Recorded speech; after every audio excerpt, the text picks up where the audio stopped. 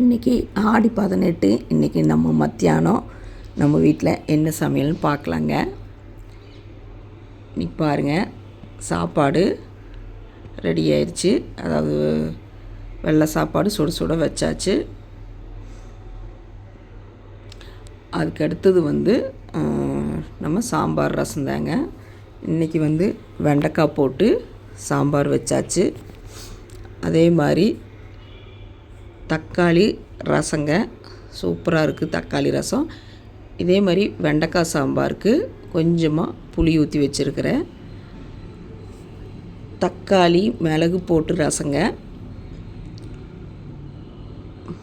பாருங்கள், கொத்தமல்லி தலையெல்லாம் போட்டு திறக்கும் போதே சும்மா கமகமன் வாசம் வருது தக்காளி ரசம். அதுக்கடுத்தது பீன்ஸும் கொஞ்சமாக பாசிப்பருப்பும் போட்டு நல்லா தேங்காய் போட்டு பொரியலுங்க. இது சாப்பிட்றக்கே உதிரி உதிரியாக நல்லாயிருக்கும். அப்புறம் நம்ம தயிர் எப்பவும் போல் பசுமாட்டு பால் வாங்கி தான் இங்கே பிறைய ஊற்றுவோம். அந்த தயிருங்க. இன்றைக்கி மத்தியானம் சாப்பாடு இது. இன்றைக்கி ஆடி 18. நம்ம வீட்டில் வடை பாயாசம் இல்லைன்னா என்னடா இன்றைக்கி ஆடி நோம்பின் அன்றைக்கி ஒரு வடை பாயாசம் இல்லையா அப்படிம்பாங்க. இன்றைக்கி சாமி கும்பிட்றது இல்லை, இருந்தாலும் நல்லா 4 வீட்டில் வடை பாயாசம் வாசம் வரும்போது நம்ம வீட்லேயுமே வடை சுடலின்னா நல்லா இருக்காதுன்ட்டு இன்றைக்கி சும்மா 1 டம்ளர் பாசிப்பருப்பு போட்டுங்க, அதை நல்லா வறுத்து எடுத்துட்டேன். இன்றைக்கி பாசிப்பருப்பு பாயாசமும் உளுந்து வடையும் செய்யலாம் அப்படின்னு. இப்போ எங்கள் வீட்டில் ஆடி அமாவாசை கும்பிடுவோம். இப்போ பாருங்கள், பாசிப்பருப்பு நல்லா பொன்னிறமாக வறுத்து எடுத்துக்கலாம். இப்போ இந்த பாசிப்பருப்பு பாயாசமும் உளுந்து வடையும் தான் வீடியோ எடுத்தேங்க.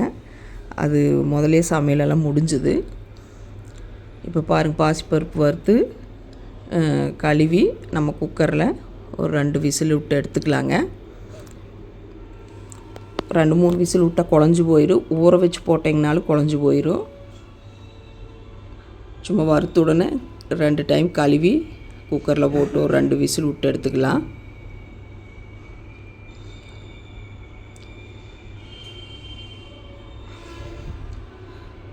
விசில் வர்றக்குள்ளே நான் வெல்லத்தையெல்லாம் உடச்சி தேங்காயெல்லாம் துருவி வச்சுருக்கிறேங்க. அது கூட ஒரு 2 டேபிள் ஸ்பூன் பச்சரிசி ஊற வச்சுருக்கிறேன். தேங்காய், பச்சரிசி, ஏலக்காய் இது நல்லா மிக்சியில் நைஸாக அரைச்சி எடுத்து வச்சுக்கலாங்க. இப்போ பாருங்கள், பாசிப்பருப்பு வெந்த உடனே வேறு ஒரு பாத்திரத்துக்கு மாற்றிட்டு பாசிப்பருப்பை ஒரு கொதி விட்டுட்டு நம்ம வெல்லத்தை நல்லா பாகு பண்ணி எடுத்து போட்டிருக்குறேங்க. அதாவது தண்ணியில் கொதிக்க வச்சு அதான் மண்ணுக்குன்னு இருக்குன்ட்டு அந்த பாகும் பாயாசத்தோடு சேர்த்தியாச்சு. இப்போ இது ஒரு கொதி வந்த உடனே நம்ம தேங்காய், பச்சரிசி, ஏலக்காய் இதெல்லாம் அரைச்சி வச்சுக்கிறத இதோட சேர்த்திடலாம். ஏன்னா தேங்காய் பால் ஊற்றினாலும் நல்லா இருக்குங்க. இப்படி அரைச்சி ஊற்றினீங்கனாலும் டேஸ்ட் ரொம்பவே நல்லாயிருக்கும். இது கொஞ்சம் திக்னஸ்க்கு 2 டேபிள் ஸ்பூன் பச்சரிசி ஊற வச்சிங்கன்னா சூப்பராக இருக்குது. ஊற வச்சு தேங்காயோடு அரைச்சி அப்படியே ஊற்றிடுவோனுங்க, வடிக்க வெல்லக்கூடாது.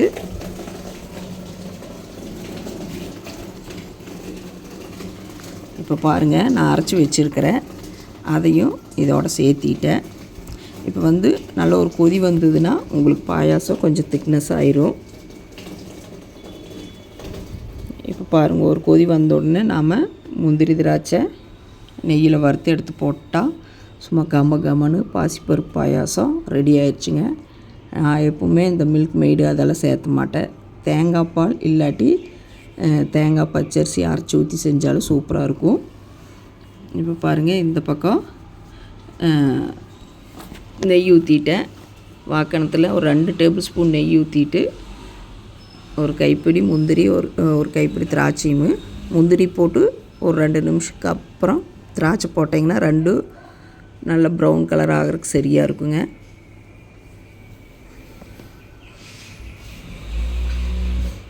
இப்போ பாருங்கள், முந்திரி நல்லா லைட்டாக ப்ரௌன் ஆகையில் திராட்சையுமே நம்மளுக்கு வேணுங்கிற அளவு திராட்சையும் போட்டு வறுத்தெடுத்து இந்த பாயாசத்தில் ஊற்றியாச்சுங்க. நம்ம பாயாசம் ரெடி ஆயிடுச்சு. சூப்பராக இருக்குங்க இந்த பாயாசம். அதுக்கு அடுத்தது வந்து நான் உளுந்து பருப்பு ஊற வச்சுருக்கிறேன். ஒரே ஒரு சின்ன டம்ளர் தான் எடுத்துங்க. உளுந்து பருப்பை 2-3 டைம் கழுவி ஒரு அரை மணி நேரம் ஊற வச்சுருக்கிறேன். இப்போது இதையும் கிரைண்டரில் சேர்த்தி நைஸாக அரைச்சி எடுத்துக்கலாம்.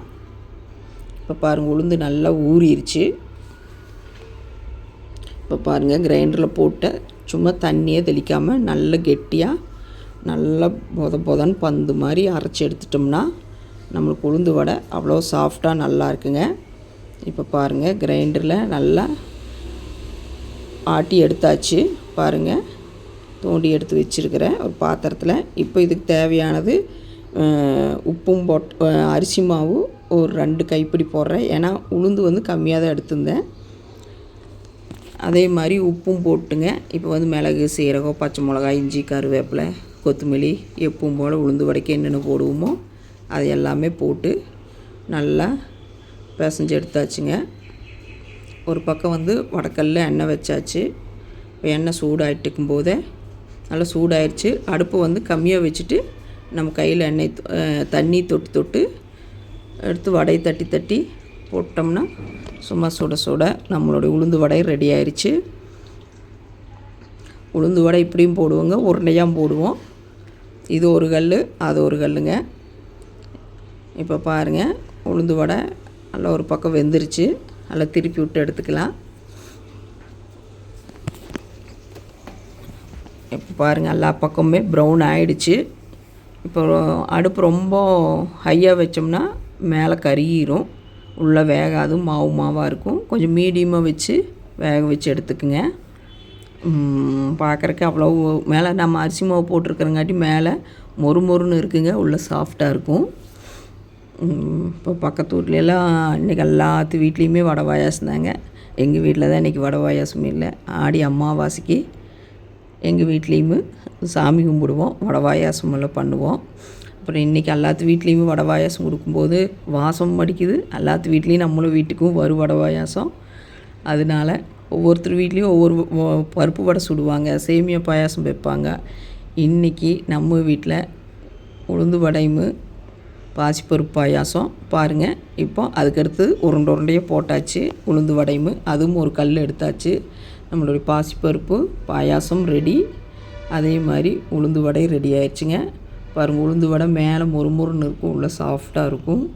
நீங்களும் இதே மாதிரி வீட்டில் ட்ரை பண்ணி பாருங்கள், சூப்பராக இருக்கும். இன்றைக்கி ஆடி 18க்கு நம்ம வீட்டில் லன்ச்சு இதுதாங்க. உங்கள் வீட்டில் என்ன லன்ச்சு? இன்னைக்கு ஏதாவது ஸ்பெஷலாக சாமி கும்பிட்டிங்களா என்னன்னு கமெண்ட் பண்ணுங்கள்.